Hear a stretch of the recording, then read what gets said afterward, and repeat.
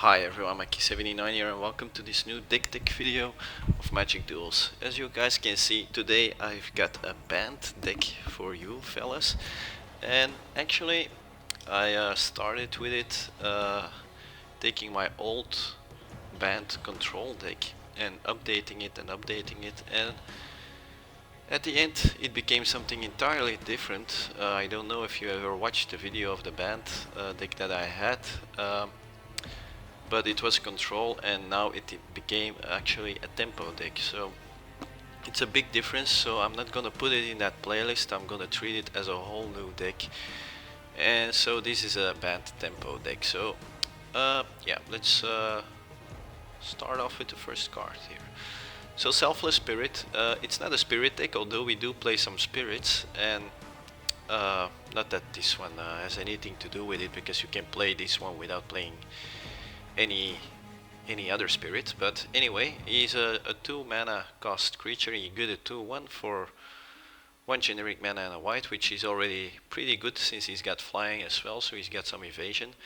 But of course it's the second ability that that's the reason why we're going to play this one. That's sacrifice Selfless Spirit and our creatures gain indestructible until end of turn. So yeah, Bant tempo is usually very creature based, so I'm gonna put some creatures on the board, on the battlefield, and try to beat our opponent to that. So pretty straightforward actually. And yeah, with there are some board wipes like yeah, Radiant Flames and Planar Outburst, and if we sacrifice this one, we protect our creatures from such board wipes. Now it doesn't work against Languish because that gives -4/-4, and that's something else than destroying creatures. So that doesn't work, unfortunately. Then we got Rattlechains, also a spirit, and for 2 mana and 1 generic, and this time for a blue mana, we also get a 2/1 flying. But on top of it he's got flash, so that's already pretty nice. We can play it at the end of his turn, of the opponent's turn.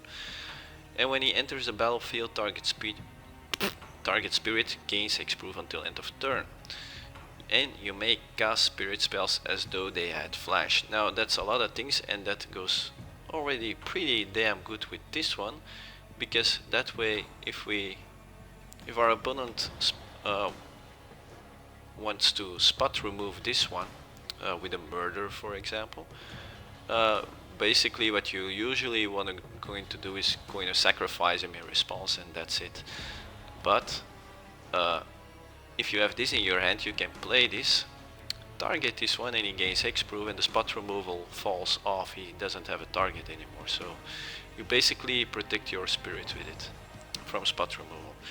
Now the last ability is also pretty neat, because if you have this guy on the battlefield and you have this one in your hand, then of course if your opponent wants to do that board wipe, you can play this one on instant speed, because he's a spirit and all spirits get flash because of this guy, the Rattlechains.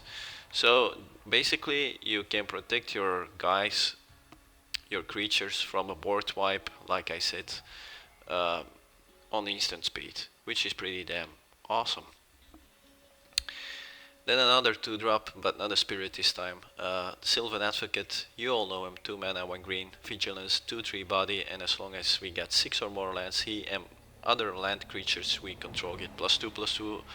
Awesome 2-drop, we all know him, like I said, awesome card. Then Telling Time, yeah, I still like it.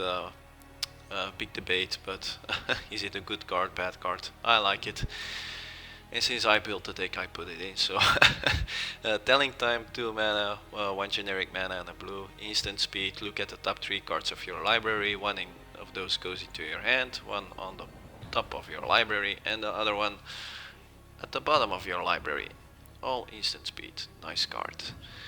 Then Declaration in Stone, yeah, we try to go a bit faster here. We play low cost creatures, but we do want to get things out of the way. Declaration in Stone is probably one of the best cards that does that.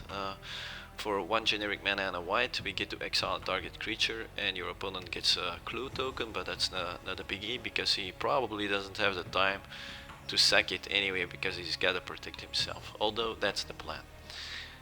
Then, Thalia, Heretic Cathar, I always say her name wrong. Anyway, 3 mana, 1 white. We get a 3/2 first striker, which is pretty awesome on its own. And yeah, creatures and non-basic lands your opponents control enter the battlefield tapped, which is pretty awesome. It slows him down like crazy. Defenders that he's putting out won't be able to block the next turn, so awesome card. I play all 2 copies, although the legendary form, yeah. Usually she dies pretty fast because your opponent doesn't like her, so running 2 copies, you should be fine.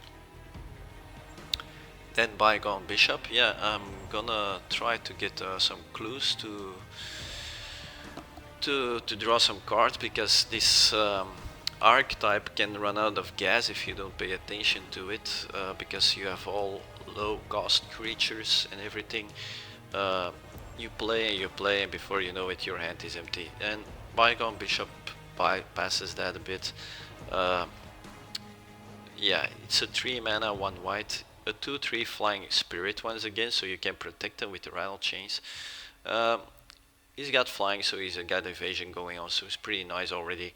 And whenever you cast a creature spell with converted mana cost 3 or less, we get to investigate, so that means that we get a clue artifact token on the battlefield. Now, of course, when he hits the field, he doesn't do that much, but it's only when another creature hits the battlefield. So yeah, when they remove him immediately, you don't get the extra value, and yeah, that you can suffer from that, because the meta, in my opinion, is you encounter lots of decks that are based on heavy spot removal. So yeah, it's a bit of a, yeah, I guess you gotta be a bit lucky there. Then Nissa, Vastwood, Seer. Yeah, I basically play her for a 3-drop and get a body out and get a bit of mana out of it. Usually, yeah, if you can play her on the 7th land drop, it's awesome. Of course, you get a great planeswalker, but usually I don't mind playing her on the 3rd turn if I don't have anything else to play, or if I need an extra force or something. So yeah, I think she's a nice addition to this deck anyway. Then the Tireless Tracker, yeah, I mean, can you play green and not play Tireless Tracker? I don't know. It costs 3 mana, but usually when you want to play him on your 4th turn, when you get a 4th land in your hand, play him, play the land, and you get the token. So pretty awesome. And whenever you sacrifice a clue, put a +1/+1 counter on a Tireless Tracker. So he doesn't only give card advantage, it's also a great beater. And that's what we actually, this guy describes what this deck is all about, so awesome card. Then I play 1 copy of Reclamation Sage. Yeah, you do meet Sphinx Liches from time to time, and basically that's for that kind of deck. Now, normally against a Sphinx Lich deck, it shouldn't be a problem, because you should be able to go a bit faster, but on the other side they also play, they are control decks, so they usually have some spot removal or board wipes or whatever, and they can probably deal with your creatures as well. So yeah, to get rid of the Sphinx Lich, that's why we play the Reclamation Sage, or other annoying enchantments, of course. It's a pretty versatile card. Then the Spell Queller. Now, this is a card that I have, yeah, a love-hate affair with it. Do you say that in English? I don't know. Anyway, you pay 3 mana, a white and a blue, and we get a 2/3 spirit once again, with flash, flying. And when he enters the battlefield, we get to exile a target spell with converted mana cost 4 or less. So, no planar outburst, for example. But when he leaves the battlefield, the owner may cast that card without paying its mana cost. So yeah, usually if you can't protect this guy, sooner or later it will blow up in your face then, because if you can't protect them, for example, he plays a Languish, you counter it with this. It's not exactly a counter, but you know what I mean. Yeah, okay, you bought yourself maybe another turn, but if you can't beat your opponent to death the next turn, or you can't protect this guy, the Languish will come true. Probably. Not always, but yeah, and that's something that I don't really like, you know. But on the other hand, it is a spirit, we can protect it with the Rattlechains once again. We do play other creatures to protect this guy. So yeah, sometimes it works, but you gotta be a bit careful. And you gotta look what you counter. Now, of course, a great thing to counter, for example, is a counter spell, because that's usually, yeah, if he can cast it when he removes this guy, yeah, big deal. So, yeah, it depends what you counter, but you gotta be a bit careful with it. Then the Reflector Mage, awesome 3-drop for, although in my opinion, for 3 mana, a white and a blue. We get a human wizard with a 2/3 body, which is okay. And when he enters the battlefield, we get to return a target creature our opponent controls, so he makes the way free for our other creatures. And that creature can be cast the next turn. So yeah, it slows your opponent down once again, and it clears the board. So it makes your other creatures come through, so that's awesome. Then Bounding Krasis, still a great card. For 3 mana, green and a blue, we get a 3/3 body with flash, so you're probably gonna be noticing that we do play some flash creatures here. And when he enters the battlefield, you may tap or untap a target creature. Now usually we're gonna play him and tap a creature of our opponent. So once again, we can come through with our other creatures and with this guy, because we will play him on the end of the turn of our opponent, of course. So nice surprise effect there. Then another flash creature, the Void Grafter, also 3 mana, be the same as Bounding Krasis mana wise. His power is 1 less, but his toughness is 1 more, so I guess it's kinda the same. He's got the Void, but that doesn't matter. So he's got flash, I already said that, but when he enters the battlefield, we can give another target creature hexproof, and it doesn't matter which one, so it doesn't have to be a spirit, for example. So another great protection card for our creatures here. Then collective effort, yeah, 3 mana, 2 white. Yeah, it's just a great card. It's got escalate, and you don't have to pay mana more for it, but you just have to tap a creature, and we probably have a bunch of those. And we get to choose one of the 3 abilities, or we can play them all if we want to. We can destroy a target creature with power 4 or greater, which is probably the later game, which are creatures that are low cost creatures have difficult to deal with, so we can get rid of those. We can destroy a target enchantment, so once again for Swing Tutelage, for example. Or we can put a +1/+1 counter on all our creatures to buff them all, so awesome. Then Gisela, the Broken Blade. As you notice, we don't play her other side, we don't play Gisela. We do play Gisela, we don't play Bruna, I mean. So we won't be getting Brizella, so no need to talk about her, but Gisela on her own as a 4 turn creature drop is just great on her own. She's got Flying First Strike, Lifelink, 4/3 body. Yeah, I always said it, it's a mini Baneslayer Angel. Baneslayer Angel was 5 mana, you got a 5/5, and it got protection from demons or whatever it was, demons and devils. I don't know anymore. It had protection from something. Anyway, it was a great card. This is a great card as well. Call it mini Baneslayer Angel. Awesome card.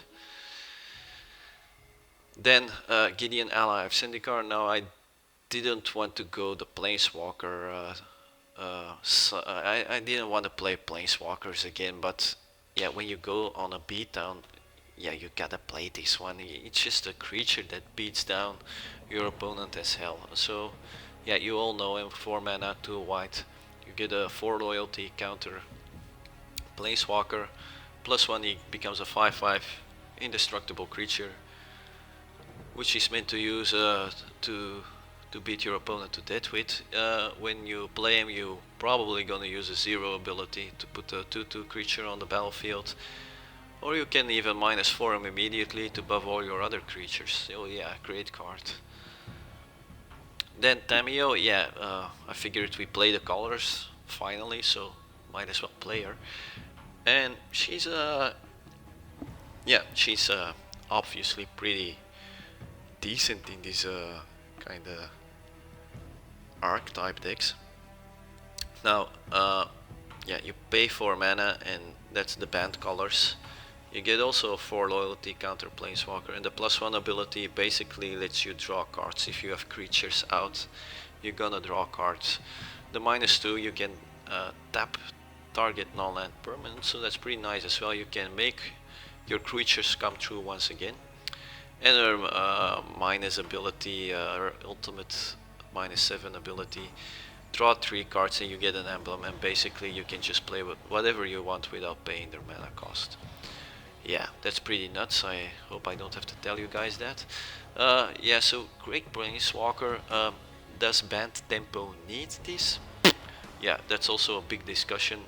I don't think so, but the value is so great. You get to draw some cards, and that's already a good thing, because like I said before, with low cost creatures like that all the time, you can run out of gas pretty fast. Then Jace, Unraveler of Secrets. Yeah, I play him for the card advantage, or to make once again to make sure that my creatures can come true. Usually I will be going for the emblem with this deck.